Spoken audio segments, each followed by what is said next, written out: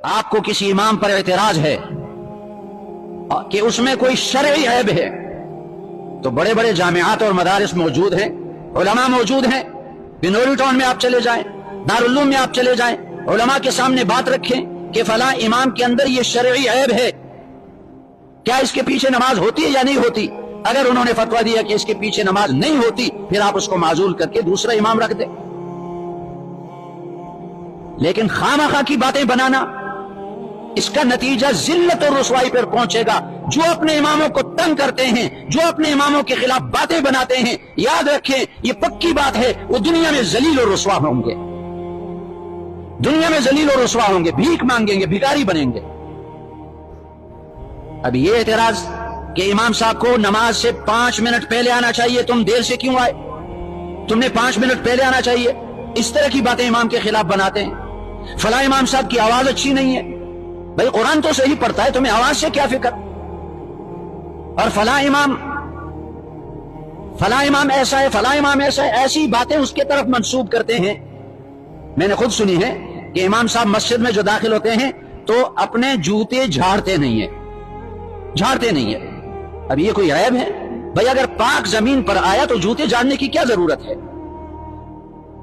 تو چونکہ میں مجبور ہوا ہوں اور میں نے اس میٹروول کے 4 مسجدوں کے اماموں کے حالات سنے، انہوں نے خود بتائے معمولی بانوں پر کمیٹی والے ان کو تنگ کرتے ہیں، مقتدی ان کے خلاف باتیں بناتے ہیں، تو ان کا انجام بالکل ایسا ہی ہوگا جیسے سعد ابن ابی وقاص رضی اللہ عنہ پر کہ الزام لگانے والے وہ ذلیل ہوئے، وہ رسوا ہوئے.